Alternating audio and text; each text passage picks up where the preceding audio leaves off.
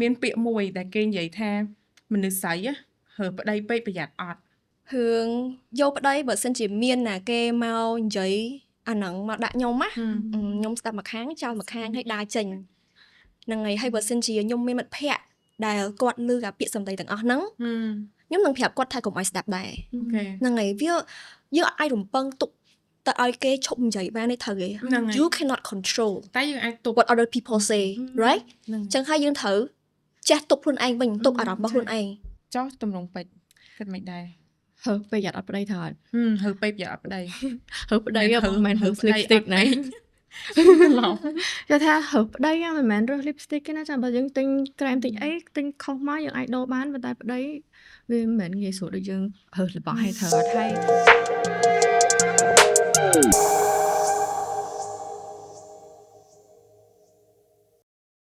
ជំរាបសួរស្វាគមន៍មកកាន់ VIA Podcast សាជាថ្មីម្ដងទៀតខ្ញុំឈ្មោះហមស្វានពីដោជាពិធីករបស់អ្នកនរគ្នានៅថ្ងៃនេះ Podcast របស់យើងគឺនិយាយតាក់ទងទៅនឹងសុខភាពស្ត្រីនិងបញ្ហាដែលយុវតីជួបប្រទះប្រចាំថ្ងៃហើយថ្ងៃនេះដែរគឺខ្ញុំមានវាគ្មិន2នាក់មិនវាគ្មិននេះ co-host ហ្មង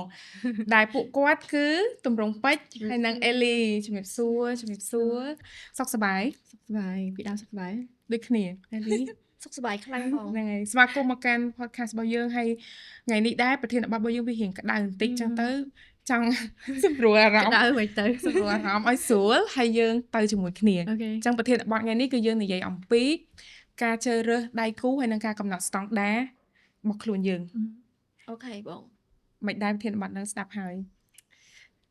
can't wait to get in ឆ្ងល់មិនបានក្តៅហ៎ឆ្ងល់ហ៎មិនបានវាថាបានខ្ញុំថាក្តៅចាំមកសួរមកហ្នឹងក្តៅមិនតិចទៀតដឹងហើយសួរតិចទៀតទៅដឹងក្តៅហ្នឹងអូខេអញ្ចឹង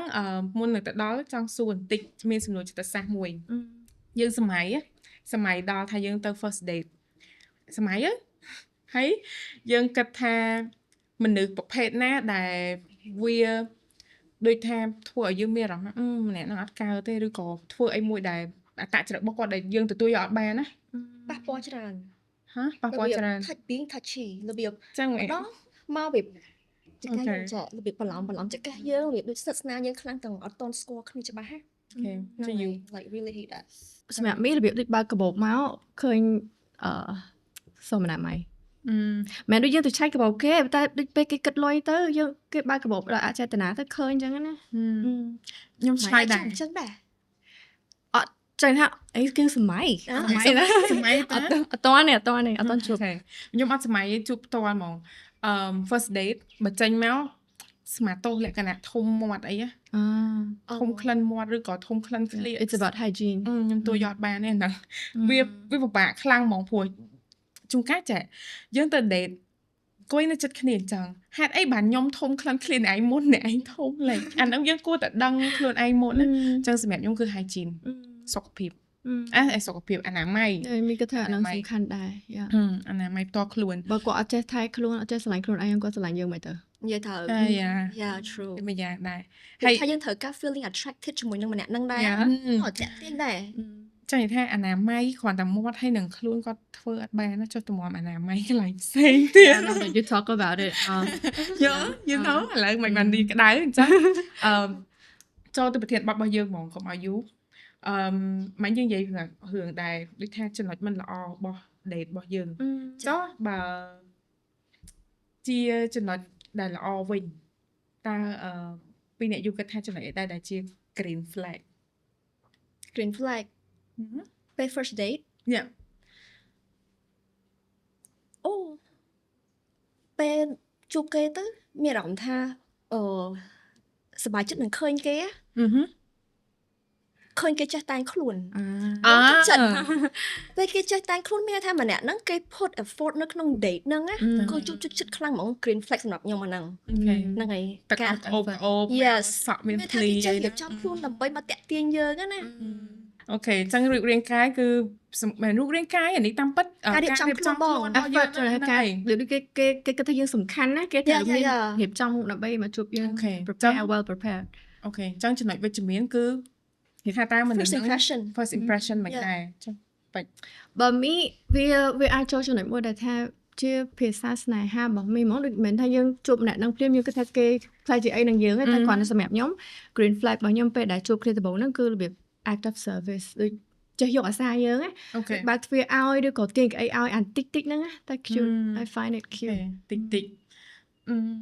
អត់ទេសំណួរសួរគេតែចង់ឆ្លើយខ្លួនឯងដូចនេះហ្មង អេមីក៏ចង់ហ្នឹងដែរហ៎ អូខេអញ្ចឹងសម្រាប់ខ្ញុំ green flag គឺនៅពេលដែលមនុស្សហ្នឹងគាត់និយាយទៅចេះមានអីឆ្លើយឆ្លងមួយយើងវិញហើយមើលទៅស្ដាប់ទៅចាស់ទុំឧទាហរណ៍ដូចខ្ញុំនិយាយអេអញ្ចឹងស្រាប់គាត់ឆ្លើយអេមួយយើងបានអាហ្នឹងគឺមានដូចថាយើងមើលទៅមានអី តែជួយយើងវិញដែរទៅហ៎មិនឲ្យយើង ហ្នឹងហើយវានិយាយដែរចូលចិត្តដើរលេងអូខេហើយនៅស្ងៀមចឹងថាមួយថ្ងៃហ្នឹងឮតែសលេងសលេងចឹងហត់យំ ចង់ហ្នឹងពីខ្ញុំខ្លះអត់ជួយខ្ញុំវិញចឹង យ៉ាប់ហ្មងអញ្ចឹងបានថាយើងទៅ date ទៅអីហ្នឹងគឺនេះឯងវាពិបាក Yeah first impression very important វាអញ្ចឹងណាបើយើងចង់បានប្តីគ្រាន់ត្រូវទៅ date បើមិនទៅ date យើងរកប្តីយើងអត់អាចជួបគេហៅថាម៉េចpotential partner មែនទេ soulmate potential partner គេហៅគេបើយើងអត់ទៅ date ទេក៏យើងអត់អាចបើកឱកាសហើយក៏យើងអត់ដឹងថា យើងចង់បានអី បេក្ខជន អូបេក្ខជនវ៉ា ចង់ហៅពាក្យហ្នឹងយើងអត់អាចទៅរើសបេក្ខជនបានណា អូខេ និយាយរឿងបេក្ខជនចឹងមានពាក្យមួយដែលគេនិយាយថាមនុស្សស្រីហើប្តីពេកប្រយ័ត្នអត់ប្រយ័ត្នអត់ប្តីឬក៏ថាអូមុំយកទៅអញ្ចឹងអាកន្លែងហ្នឹងដំបូងពីអ្នកយូរធ្លាប់គេនិយាយឲ្យខ្លួនឯងអត់ហើយឬក៏ធ្លាប់ឮគេនិយាយទៅកាន់អ្នកដតីអត់ រឿងយកប្តីបើសិនជាមានណាគេមកនិយាយអាហ្នឹងមកដាក់ខ្ញុំណាខ្ញុំស្ដាប់មកខាងចោលមកខាងហើយដើរចេញ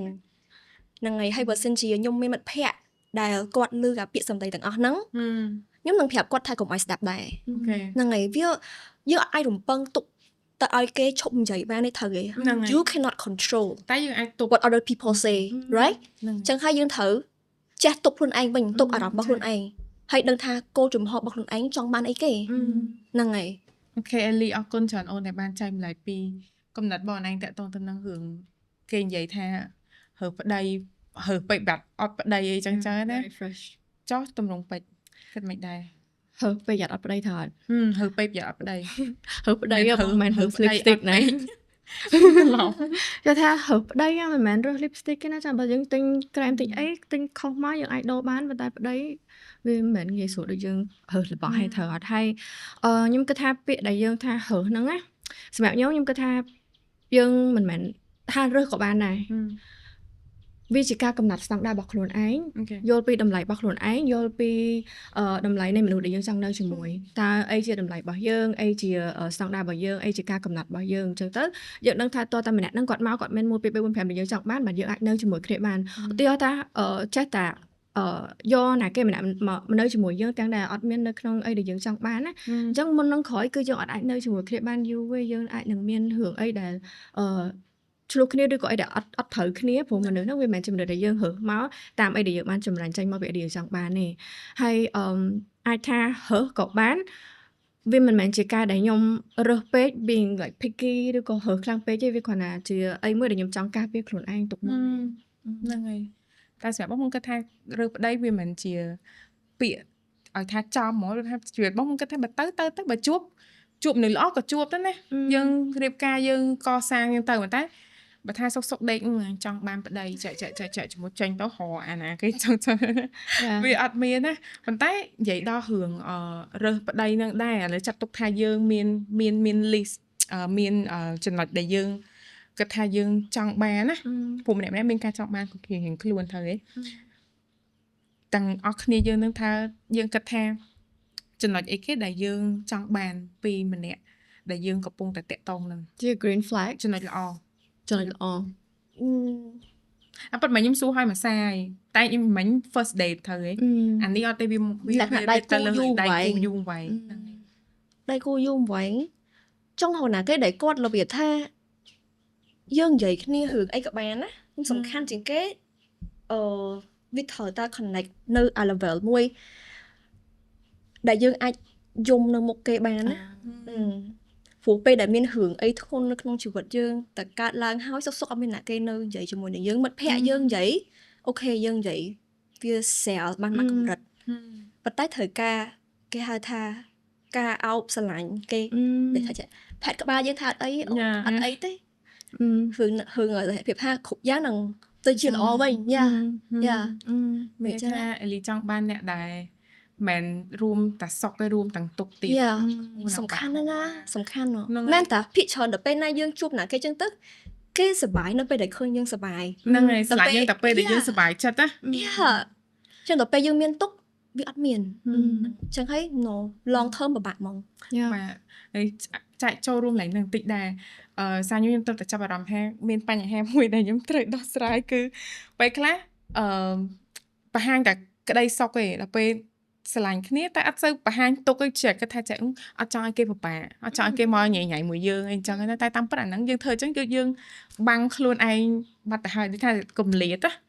ណា ជឿខ្លួនយើងទៀត ចុះពេចមានអីថែម សម្រាប់ខ្ញុំ green flag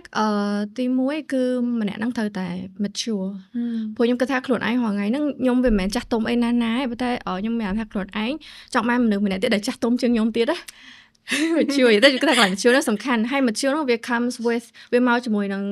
discipline មនុស្សដែលមានវិន័យហើយនឹងទំនួលខុសត្រូវហើយនឹងact of service បានន័យថាគាត់ចេះជួយយកអាសាយើងព្រោះមនុស្សស្រីយើងគឺមានរឿងច្រើនដែលយើងត្រូវជួបដែលថាលើសពីពួកគាត់ទីហោដូចមករដូវមានកូនសម្រាប់កូនខ្ចីនិយាយទៅត្រូវជួបរហូតអញ្ចឹងអ្នកដែលគាត់ចេះជួយយកអាសាយើងយល់ដឹងពីសុខភាពបន្តពូជសុខភាពផ្លូវភេទខ្ញុំគិតថារឿងនោះសំខាន់ព្រោះយើងត្រូវនៅមួយគ្នា long term អញ្ចឹងអាកន្លែងនោះវាសំខាន់បើយើងអត់ដឹងសុខទុក្ខគ្នាបាក់នៅមួយគ្នាព្រោះយើងរាល់ថ្ងៃវាទប់ទល់មួយនឹងខ្លួនឯងវាពិបាកហើយទីហោអ្នកដែលមកមួយយើងហើយគាត់យល់ពីអាហ្នឹងហើយគាត់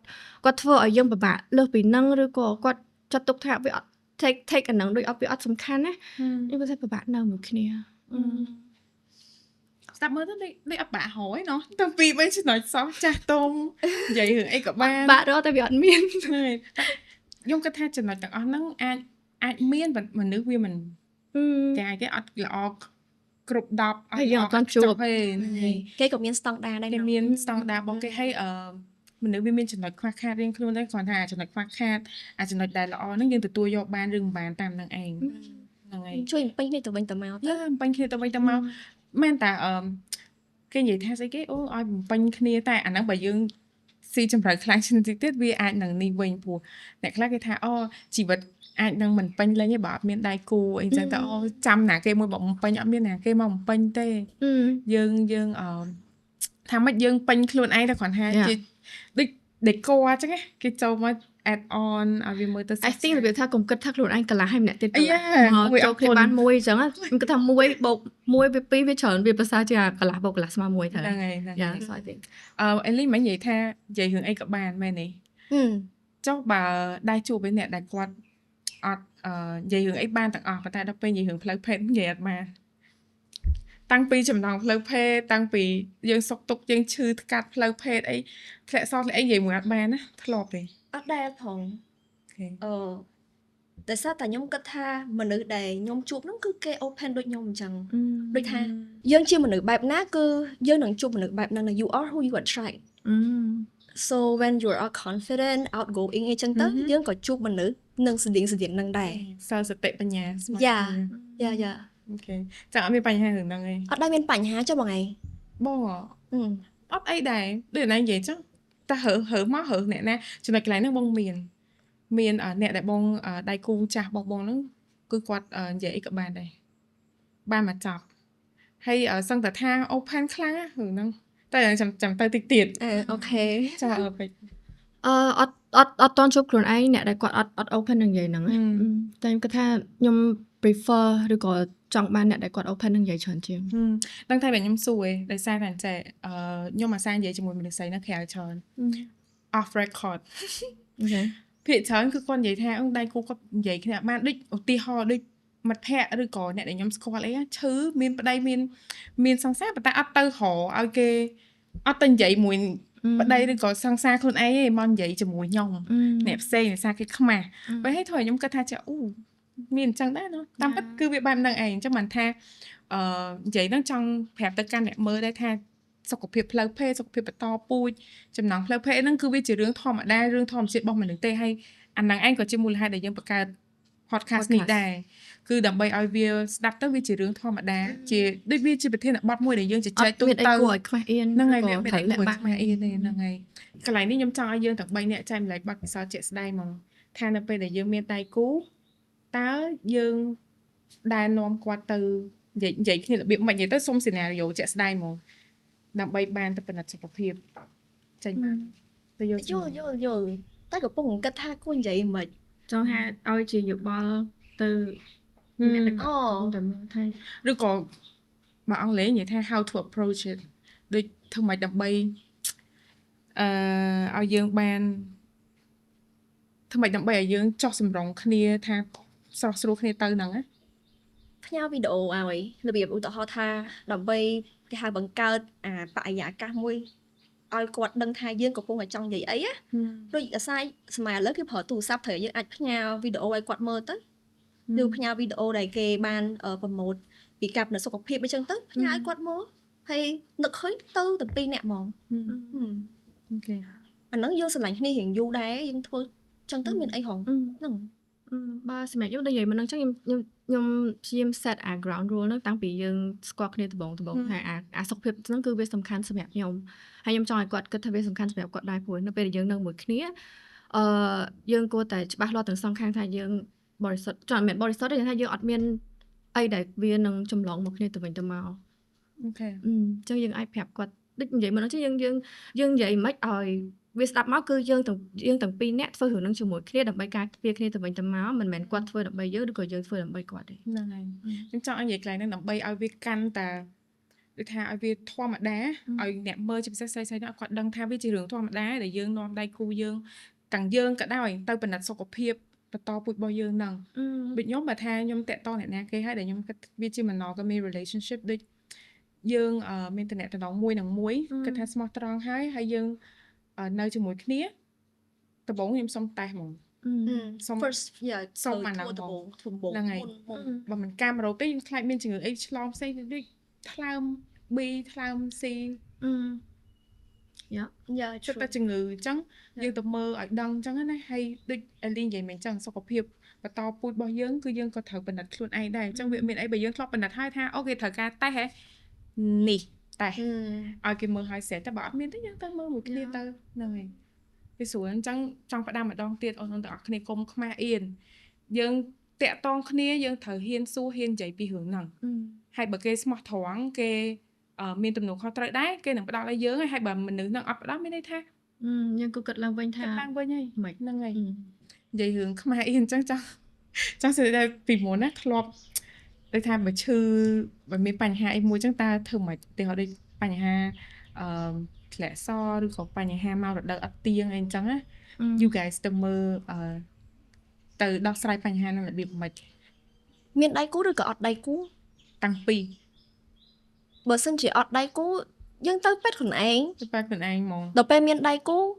បានគេមកមួយទៅយើងមានអីនិយាយគ្នាលេងអត់ search symptom online ហ៎search តា search សិន search ឲ្យ research ឲ្យបានយកទៅសួរពេទ្យហ្នឹងហើយបានពេទ្យគាត់និយាយថាអូយអ្នកគ្រូនិយាយត្រូវក្នុងដូចនៅក្នុងអ្វីដែលខ្ញុំឆែកមើលអញ្ចឹងតែសំខាន់លើអ៊ីនធឺណិតតែសំខាន់ពេទ្យគាត់ចេញមកគឺគាត់នឹងនិយាយច្បាស់លាស់ជាងអ្វីដែលយើង search មើលហើយព្រោះយើងជួបគាត់ផ្ទាល់ណាហ្នឹងហើយគាត់ឆែកមើលយើងផ្ទាល់ហ្មងអញ្ចឹងច្បាស់ជាងយ៉ា personal អូយខ្ញុំឡើងប៉ឹងហើយរឿងអ៊ីនធឺណិតហ្នឹងឆែកទៅឈឺតិចតួចមើលមកមហារីកទាំងអស់និយាយមហារីកទាំងអស់ឆែកថាអូមានការធ្លាក់សល់តិចតួចចុកពោះតាមពិតអាធ្លាក់ពេលយើង ovulate ទៅកាលហ្នឹងអត់ទាន់ដឹងអូឆែកចុះឆែកឡើងអូខ្ញុំមហារីកដំណាក់កាលចុកក្រោយភ័យចៃអស់ហើយមែនតែតាមពិតអត់ផងទេមែនអត់បាច់យ៉ាបើមីវិញគេច្រើន search សំថង online ដែរហើយនឹងសួរមិត្តភ័ក្តិថាអូហើយធ្លាប់កើតអីដូចគ្នាអត់អាហ្នឹងពិចារណាគេតែដោយសារតែស្គាល់វីយ៉ាដល់ពេលចឹងទៅមីសើមើល content វីយ៉ាដែរ ambassador ពេលបានវីយ៉ាហ្នឹងហើយអញ្ចឹងចង់ចាញ់ដែរទៅកាន់អ្នកមើលទាំងអស់គ្នាដែរបើសិនជាពិសេសអ្នកដែលគាត់ជាស្ត្រីគាត់មានបញ្ហាសុខភាពផ្លូវភេទសុខភាពបន្តពូជ មានសំណួរអីតាក់ទងទៅនឹងប្រធានបទទាំងអស់ហ្នឹងកុំបារម្ភអ្នកនរគ្នាអាចឆាតមកកាន់ page Via បាន inbox ហ្នឹងគេមានប៉ែតគេចាំឆ្លើយហ្មងហើយគេរក្សាការសម្ងាត់ឲ្យយើងហើយបើសិនជាអ្នកនរគ្នាមានព័ត៌មានអីបន្ថែមតាក់ទងទៅនឹងសុខភាពផ្លូវភេទតពុយដែលខ្ញុំរៀបរាប់តាំងប្រហែលហ្នឹងក៏អាចចូលទៅមើលលើ website លើ social media Telegram group របស់ Via បានដែរនិយាយទៅគេមាន platform មានទាំង YouTube ទៀត so yeah តិចប៉ុណ្្នឹងឯង អញ្ចឹងមិញហ្នឹងយើងបានចែកម្លែកតាក់ទងទៅនឹងការជ្រើសរើសរបស់យើងរៀងៗខ្លួនរបស់អេលីជ្រើសរើសបែបអេលីទៅរបស់ពេជ្រជ្រើសបែបពេជ្រខ្ញុំជ្រើសរើសបែបខ្ញុំចុះអ្នកដែលទស្សនាវិញតើអ្នកនរគ្នាជ្រើសរើសមិនដែរហើយមួយវិញទៀតការជ្រើសរើសហ្នឹងវាដូចជាការកំណត់ស្តង់ដារខ្លួនឯងអញ្ចឹងមែនទេបើបោកសរុបឲ្យធំទៅហើយវាផ្សារភ្ជាប់ទៅនឹងរឿងសុខភាពដែរអានេះដោយសារមិញខ្ញុំចង់ថែមទៅលើអ្វីដែលអ្នកនរគ្នានិយាយទីមិញអេលីបាននិយាយពីរូបរាងការរៀបចំខ្លួន put effort មានទំនួលខុសត្រូវពេជ្របាននិយាយអំពីភាពចាស់ទុំហ្នឹងហើយភាពចាស់ទុំអីចឹងទៅអញ្ចឹងបន្ថែមពីលើហ្នឹងទៀតខ្ញុំគិតថាដៃគូជាស្តង់ដារទ្រុសណាគួរតែមានគេហៅថាចំណេះដឹងនិងការបើកចិត្តនៅក្នុងការនិយាយពីសុខភាពផ្លូវភេទដែរព្រោះហ្នឹងវាជាទូទៅហើយនិយាយចំហ្មង the whole point ជាផ្នែកមួយធំដែលយើងមក get together ទាំងពីរនាក់នេះ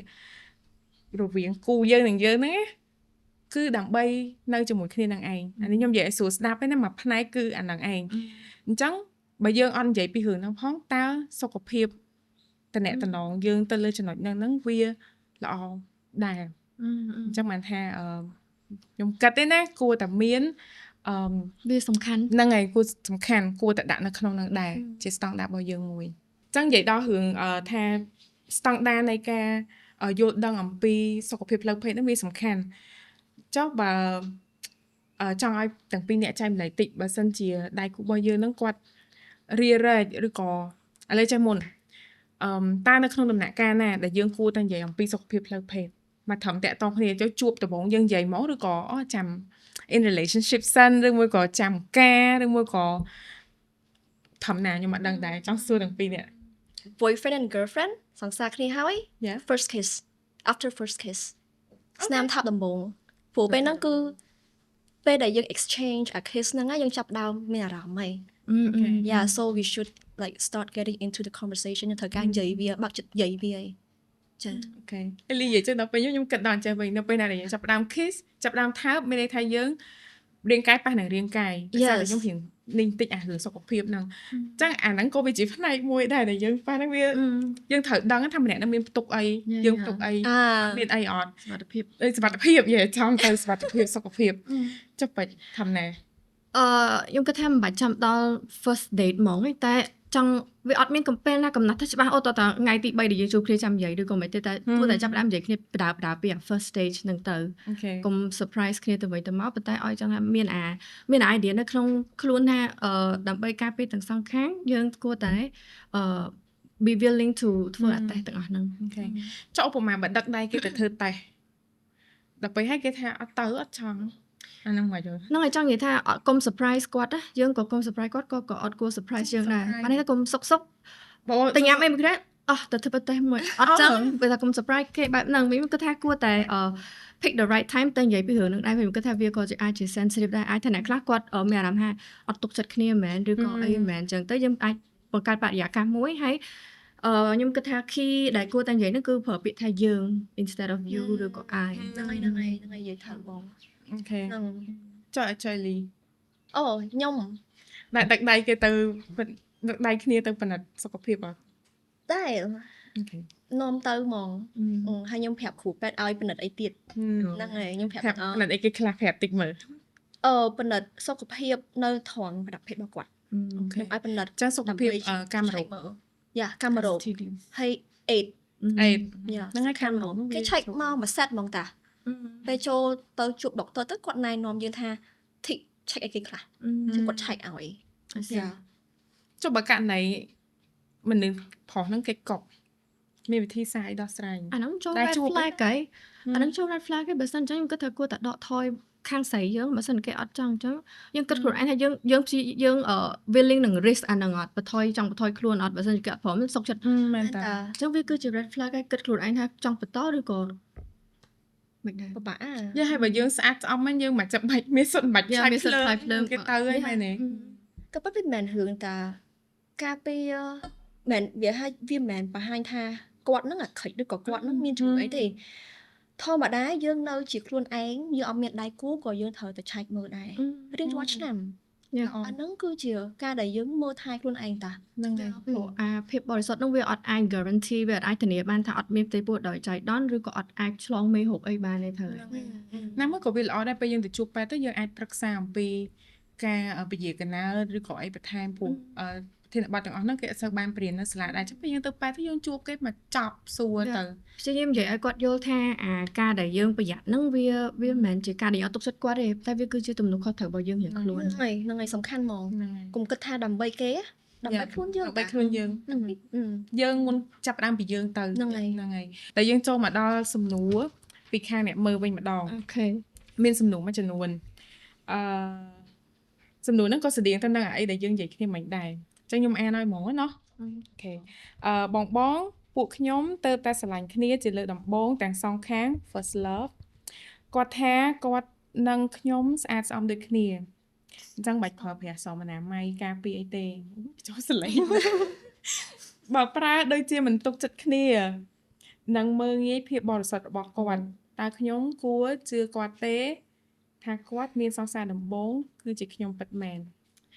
Girl ស right ង្ឃឹមថាពេលដែលគាត់ស្ដាប់សំណួរនេះហើយគាត់អត់ទាន់សម្រាប់ចិត្តធ្វើអីពេលដែលគាត់ដាក់អាហ្នឹងមកគាត់ចាប់ស្ដាប់យើងសិនណា អូខេមក ចាអេលីចង់ឆ្លើយមុនណាបងឆ្លើយមុន រត់ទៅអូនអញឆ្ងាយ និយាយថាអាករណីហ្នឹងណាខ្ញុំជួបច្រើនដោយសារតែខ្ញុំធ្វើ content ពីសុខភាពផ្លូវចិត្តគឺមានគេមកសួរអញ្ចឹងច្រើនណាស់បានយើងដឹងថាអូមានមនុស្សច្រើនណាស់ដែលគាត់អត់មានយល់ណាហើយវាថាមនុស្សស្រីភាគច្រើនណាគឺគាត់តែងតែ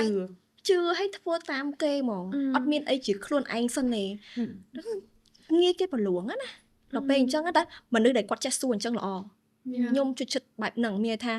យ៉ាងហោចណាស់គាត់ឆ្ងល់ថាហេតុអីថាគាត់ហ្នឹងដើម្បីគាត់ចេះការពារខ្លួនឯងបាត់ហើយ ហ្នឹងហើយគាត់តែសូមអនាម័យសោះវិញ តែមិនភ្លេចអត់អៀនមែន ថែមគាត់ ចិត្តគ្នាតែគាត់ថាខ្ញុំដូចនិយាយមុននោះដែរកុំយកអាពាក្យថាភាពបរិសុទ្ធហ្នឹងមកធ្វើជា threat បន្លាចមនុស្សស្រីឬក៏បន្លាចដៃគូរបស់ខ្លួនឯងវាអត់យុត្តិធម៌សោះហ្មង អានេះតាមពិតស្ដាប់មើលទៅម្នាក់ខាងប្រុសហ្នឹងដូចជាគេហៅអង់គ្លេស manipulative មនុស្សអានេះគេថាម៉េចខ្មែរ manipulative ដូចបំភ្លៃការគិតបង ហ្នឹងហើយបំភ្លេចការគិត ឲ្យយើងគិតថាយើងអ្នកខុសវិញ ហ្នឹងហើយដូច ខ្ញុំមានអីយ៉ាងមួយទៀត មនុស្សប្រុសដែលគាត់អញ្ចឹងភាគច្រើនមិនមែនជាលើកដំបូងរបស់គាត់ទេគាត់ធ្លាប់ទទួលអារម្មណ៍ហ្នឹងវាខុសគ្នាបានគាត់ទៅប្រាប់អ្នកស្រីហ្នឹងថាកុំប្រើស្រោមអនាម័យ wow I open ធ្លាប់ឮគេប្រាប់ធ្លាប់ឮគេនិយាយនៅក្នុងអ៊ីនធឺណិតក៏មានសំណួរគេធ្វើ forum អញ្ចឹងណាវេទិកាគេហ្នឹងគេសួរគ្នាទៅវិញទៅមកគេថាអូសង្សារគេអត់ឲ្យប្រើស្រោមទេគេថាប្រើស្រោមទៅអត់ស្និទ្ធស្នាល អត់ស្និទ្ធស្នាលអត់សូវមានអារម្មណ៍ដូចជាប់នៅក្នុងស្អីមួយអាហ្នឹងគេបញ្យល់អញ្ចឹងណាតែតាមពិតទៅគេគួរតែប្រើហើយបើសិនជាម្នាក់ហ្នឹងបើយើងខាងជាដៃគូរួមភេទជាមួយគាត់នេះយើងសុំឲ្យគាត់ប្រើហើយគាត់មិនព្រមប្រើហើយនិយាយអញ្ចឹងខ្ញុំគិតថាបាច់តទៀតទេហ្នឹងហើយ ខ្ញុំគិតចឹងដែរ ចុះពេច អញ្ចឹងមកគិតថាមុនហ្នឹងពីដៅហើយនឹងអេលីគាត់បានឆ្លើយសំណួររបស់អូនបានខ្លះហើយបងគិតថាវាអាចជួយអូននៅក្នុងផ្នែកណាមួយនៅក្នុងការសម្រេចចិត្តថាគួរតែគិតយ៉ាងណានៅក្នុងករណីរបស់អូនផ្ទាល់ពួកបងអាចធ្វើជាអ្នកសម្រេចចិត្តជូនអូនបានទេព្រោះនេះជាជីវិតរបស់អូនជាការជ្រើសរើសរបស់អូនប៉ុន្តែបងចង់រំលឹកអូនថាដូចប្រធានបទថ្ងៃនេះគឺការកំណត់ស្តង់ដារគឺត្រូវតែកំណត់ថាខ្លួនឯងចង់បានបែបណាស្តើស្តង់ដាររបស់ខ្លួនឯងបែបណាតម្លៃរបស់ខ្លួនឯងនៅត្រង់ចំណុចណាភាពបរិសុទ្ធអត់អាចធានាបាននៅការដែលមិនឆ្លងរោគការដែលមានផ្ទៃពោះដោយចៃដន្យទេហើយការដែលយើងទៅការដែលយើងទៅពិនិត្យនេះឬក៏ការដែលយើងការពារខ្លួនឯងនេះវាមិនមែនជាការដែលយើងអត់ទុកចិត្តគ្នាទេតែវាគឺជាទំនួលខុសត្រូវរបស់យើងរៀងខ្លួនចា period ល្អមែនតើអញ្ចឹងក៏មកដល់ចុងក្រោយនៃ podcast របស់យើងដែរខ្ញុំចង់ឲ្យអ្នកទាំងអស់គ្នាមានយោបល់ម្នាក់បន្តិចក៏ដូចជាមតិផ្ដាំផ្ញើទៅកាន់អ្នកមើលរបស់យើង អ្វីដែលខ្ញុំចង់ផ្ដាំទៅអ្នកដែលកំពុងទស្សនាហ្នឹងគឺធ្វើមិនក៏ដោយយើងត្រូវរៀនស្រឡាញ់ខ្លួនឯងសិនណាតទៅពេលណាយើងរៀនស្រឡាញ់ខ្លួនឯងយើងក៏ចេះស្រឡាញ់គេប៉ុន្តែយើងអត់មានភ្លេចខ្លួនឯងទេមានប៉ុណ្្នឹងបង សម្រាប់ខ្ញុំសុំខ្លីដែរគឺ នៅតែដដែលចង់និយាយពីស្តង់ដារនឹងដដែលគឺចង់ឲ្យគាត់មានស្តង់ដាររបស់ខ្លួនឯងឲ្យច្បាស់ហើយត្រូវតែ have your stand កុំឲ្យការនិយាយរបស់អ្នកដទៃឬក៏ការដែលអ្នកដទៃ treat យើងនឹងផ្លាស់ប្ដូរការគោលចំហរបស់ខ្លួនឯងត្រូវតែមានគោលចំហរបស់ខ្លួនឯងហើយ stick ទៅអាហ្នឹងនៅពេលដែលយើងមានស្តង់ដារខ្លួនឯងនៅពេលដែលយើងដឹងថាតម្លៃរបស់យើងនៅត្រង់ចំណុចណាគឺអត់មានអ្នកគេធ្វើឲ្យយើងឈឺចាប់បានទេសម្រាប់ខ្ញុំវិញគឺខ្ញុំ support អ្វីដែលគាត់និយាយទាំងអស់ហ្នឹងអត់មានអីថែមទេហើយpodcast របស់យើងក៏មកដល់ចុងក្រោយដែរអរគុណពេជ្រអរគុណអេលីដែលបានចូលរួមកម្មវិធីនេះហើយជាចុងក្រោយខ្ញុំចង់ផ្ដាំបន្តិចទៅកាន់អ្នកដែលគាត់ទស្សនា podcast របស់យើងឲ្យគាត់បានដឹងថាសុខភាពបន្តពូជសុខភាពផ្លូវភេទវាជារឿងធម្មតាកុំឲ្យគាត់អៀនខ្មាស់មានអីសួរនាំបើសួរឲ្យច្បាស់ហ្មងគឺទៅកាន់អ្នកជំនាញកុំចេះតែឆែកមើលចេះចោះហ្នឹងហើយបើសិនជាយើងមិនទាន់បានទៅដល់អ្នកជំនាញដែលនៅប៉ែតផ្ទាល់ទេត្រឹមតែវីយ៉ាឆាតមកពួកយើងសិនក៏បានដែរអត់អីទេហើយអរគុណម្ដងតែទៀតចង់ថែមដែរថាអីដែលពួកយើងនិយាយទាំងអស់ហ្នឹងវាគ្រាន់តែជាចេញពីបទពិសោធន៍របស់យើងទេ មិនច្រើន ចេញពីបទពិសោធន៍របស់យើងទេមិនមែនបានន័យថាគាត់គួរតែស្ដាប់យើងឬក៏ធ្វើតាមយើងទាំងអស់ទេគ្រាន់តែជាបទពិសោធន៍អ្នកទាំងអស់គ្នាស្ដាប់ទៅបើសិនជាគិតថាវាអាចជួយក្នុងផ្នែកណាបានក៏ធ្វើទៅតែបើគិតថាអត់ត្រូវទេក៏ជាការគិតរបស់អ្នកទាំងអស់គ្នាតែវាគ្រាន់តែជាការគិតរបស់ពួកយើងហើយនឹងបទពិសោធន៍របស់ពួកយើង មិនមែនថាស្ដាប់ពួកខ្ញុំហើយថាអូចេញទៅត្រូវតែរកអ្នកណាដែលចាស់ទុំសង្សារនៅចិត្តខ្លួនល្អហើយអត់តន់ចាស់ទុំលះលែងចោលអត់ទេខ្ញុំគិតថាប្រធានបទនេះវា sensitive ហើយវាសំខាន់ដែលគួរតែពិភាក្សា case របស់គាត់ករណីរបស់គាត់ជាមួយនឹងអ្នកជំនាញហ្នឹងហើយអូខេអញ្ចឹង podcast របស់យើងក៏មានតែប៉ុណ្្នឹងអរគុណជម្រាបលាបា